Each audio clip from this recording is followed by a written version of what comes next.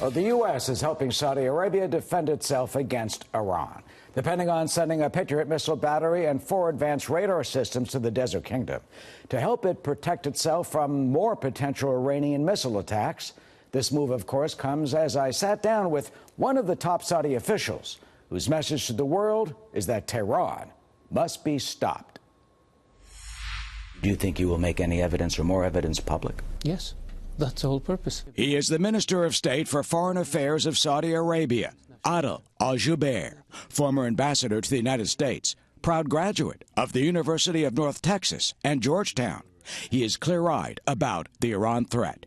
Just over 1 week after his government publicly displayed what they said was hard evidence of Iran's complicity in the oil field attacks, parts of broken-up cruise missiles, he told me more proof will soon be made public. We know that the Iranians, that the equipment that was used was Iranian-made, and we know that the attack came from the north, not from the south. The cruise missiles used did not have the range to go from Yemen to Ghaik. We hold Iran responsible because of the origin of the missiles. Now what we're trying to establish is where they were launched from. He says the brazen attacks are just the latest in Tehran's long history of terrorist strikes against the kingdom and other countries, including the U.S. The Iranian history of the past 40 years has been one of aggression, especially against my country. They have attacked our embassies, they have tried to disrupt the Hajj, they have assassinated our diplomats in a number of countries, they have planted terrorist cells in Saudi Arabia, they blew up Al-Khobar Towers in 1996, and the list goes on and on and on. He praises President Trump's call for a global coalition to confront Iran, saying it is long overdue. We have been calling for a global effort to contain Iran's aggressive behavior. Iran has to decide if it's a revolution or a nation state. If it's a revolution, it's irrational and you cannot deal with it. If it's a nation state, it must abide by the rules of international law, the sovereignty of nation, and respect the principle of non-interference in the affairs of other countries. It can't provide ballistic missiles to terrorist organizations like Hezbollah and the Houthis, and it can't support, sponsor, and train terrorists. That's Iran's nefarious behavior, and it must come to an end. What do you think it will take, finally, to try to get that message to the mullahs in Tehran to stop their bad behavior, their interference in other nations' activities, and their support of terrorism around the globe? An end to appeasement. Appeasing Iran has only fueled Iran's aggressive behavior. When people talk about setting up a parallel system to SWIFT, that's appeasement. When people talk about giving Iran credit lines, that's appeasement. That just emboldens the Iranians. When people talk to Iran but don't beef that talk with firm action vis-à-vis Iran, that's appeasement. When people seek to do business with Iran, when Iran is murdering people and disrupting the international order, that's appeasement. So the first step has to be stop the appeasement, make it clear to Iran that if you want to be a nation in good standing, conduct yourself as a nation that behaves according to international norms and international laws. But you cannot have relations with a country that has been engaging in a rampage of death and destruction against my country and against countries in the region.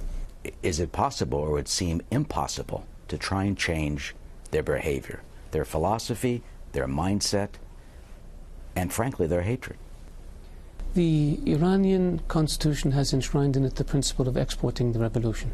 The Iranians don't believe in the sovereignty of nations. They believe that every member of the Shia sect of Islam belongs to Iran, which is ridiculous.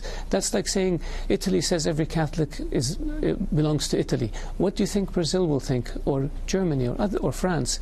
You don't behave like this. The Iranian behavior has to stop.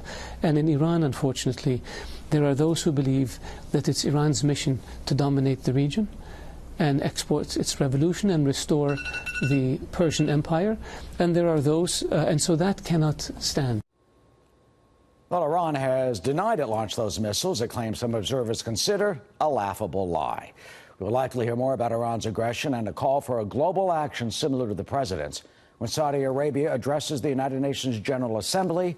Their turn is on Monday.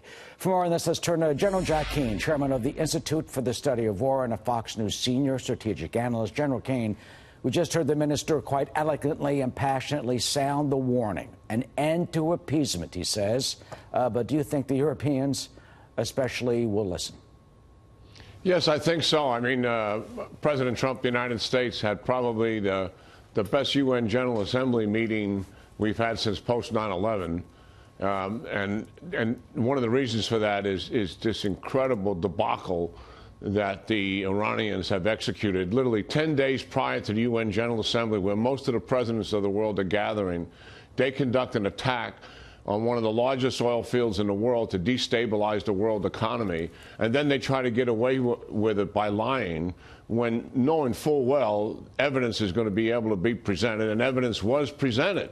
So now there's condemnation of Iran. There's more isolation of them politically, diplomatically, and economically than before the conference began.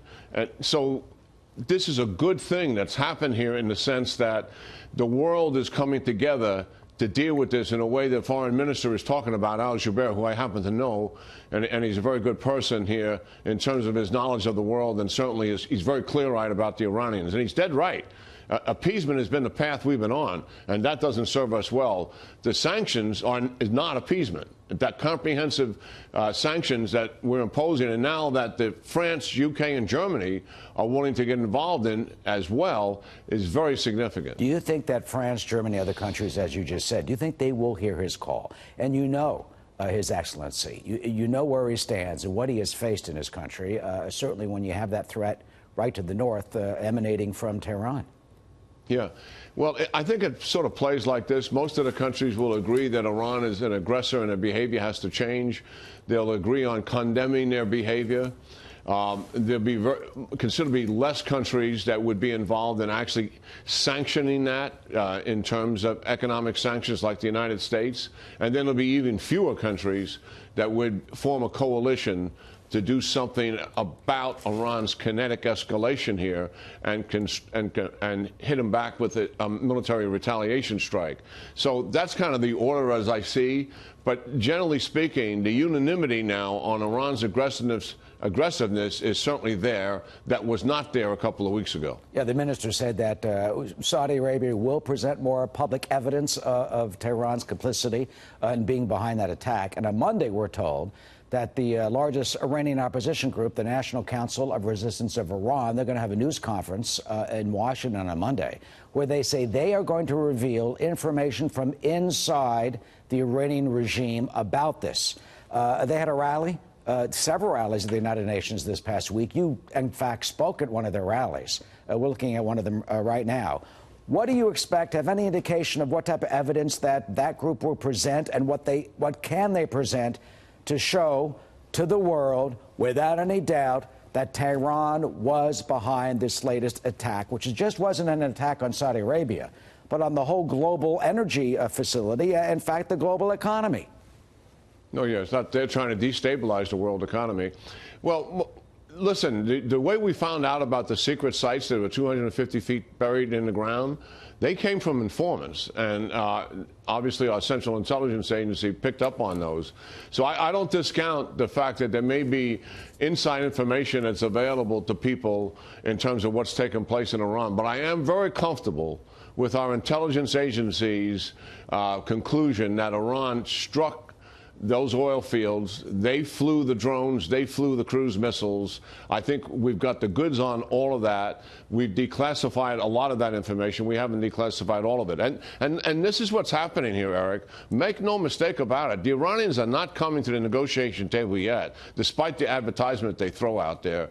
They are going to continue their kinetic escalation. That is the playbook and the path that they're on. And we're going to see another escalation, probably something along the same lines, or if not more significant, because they're convinced that the only way they're going to bring the United States to stop those sanctions is by imposing a major world crisis to put that kind of pressure on the United States. Well, we'll see what evidence does emerge, likely something on Monday, and more from Washington and the Saudis.